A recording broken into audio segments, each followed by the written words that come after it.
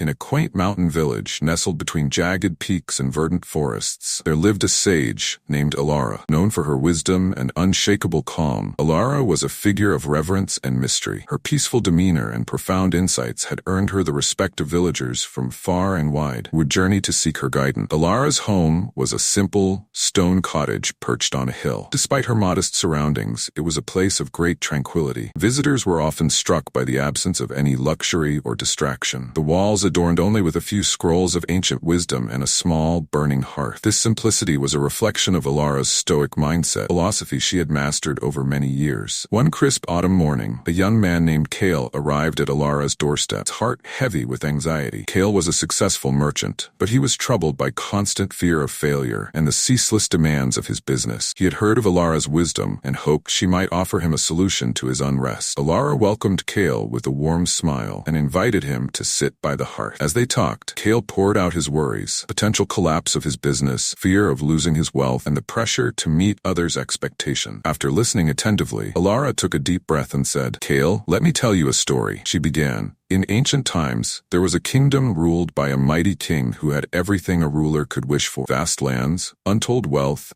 and a powerful army. Yet, he was plagued by a persistent fear that one day he would lose all that he had. The king sought the counsel of his most trusted advisors and philosophers, but none could ease his troubled mind. Desperate, he summoned a sage from a distant land known for her wisdom. This sage arrived and, upon hearing the king's plight, gave him a simple task. "I want you to take this stone," the sage instructed, handing the king an unassuming pebble. "Place it in a safe spot and guard it with your life. Do not let anyone touch it, and do not let it out of your sight." The king, though puzzled, obeyed. He placed the stone in a secure vault and assigned guards to watch over it day and night. Weeks turned into months, and the king's anxiety over the stone grew. He spent countless hours worrying about it, fretting over its safety, and devising elaborate security measures. Finally, the sage returned and asked, "How is the stone?" "It is safe," the king replied, "but my fear and stress have only grown. I am consumed by thoughts of losing it." The sage smiled gently and said, "The stone you guard so diligently is but a mere object. Your anxiety over it has consumed you because you have placed your sense of security in something you cannot control. True peace comes not from external things, but from within. Learn to accept what you cannot change, and find tranquility in your own mind." With this wisdom, the sage left, and the king began to understand the lesson. He realized that his true source of peace was not in safeguarding material possessions, but in mastering his own mind and accepting the uncertainties of life. Elara looked at Kale and said, "You see, Kale, like the king, you are placing your peace in things beyond your control, your business, others' expectations." The Stoic mindset teaches us to focus on what we can control: our reactions, our attitudes, and our inner peace. When you let go of what you cannot control